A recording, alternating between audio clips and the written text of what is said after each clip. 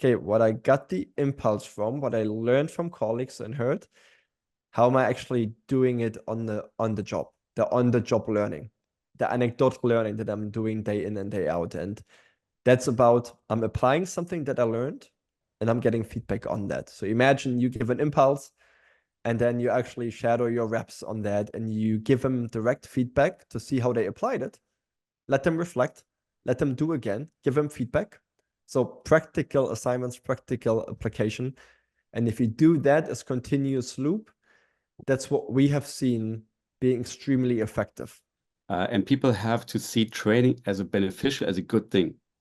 If they come to the training and say, I don't want this, or as you described it, like the people that just learn for exams, that they will, if you learn for an exam, that you won't be good at something except the exam. And we track the progress. So we tell people how they are doing, how they're improving, to motivate them to learn even more.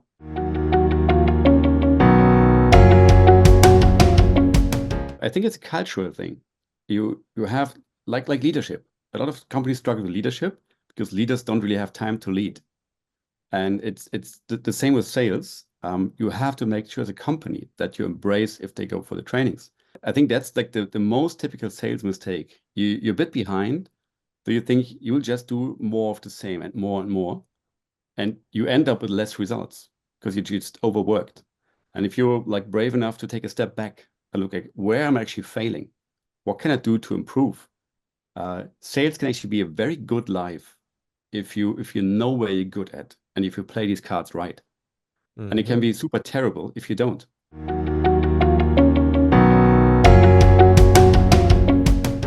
So we have a sales manager academy, which is really like a 12-month continuous program. We're working with an external academy together.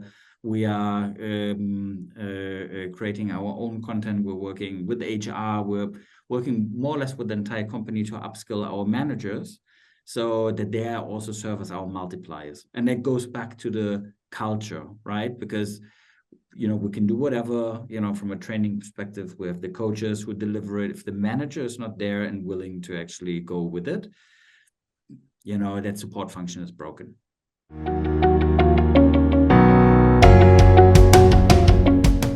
For me, it's manager, mentor, coach. We have a mentor program, and we have mentors with certain specialties. Some are super strong in hunting, because one thing, that's also for us, we're outbound. We're outbound driven sales force.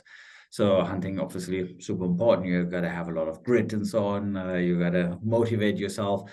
But I think this triangle for us seems to be working quite well.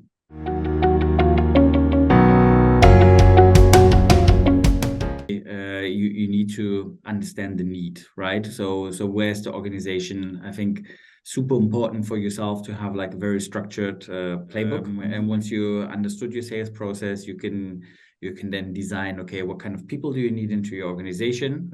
Once you decided on that, have a thorough onboarding, right? I think that's key, because you want people to first start generating GMV, MRR, whatever for you.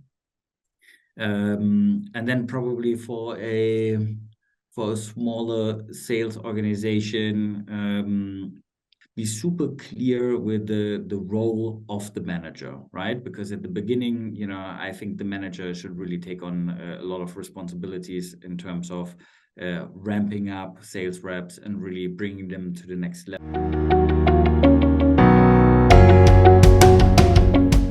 I would train them on their skill to learn for themselves, to train themselves.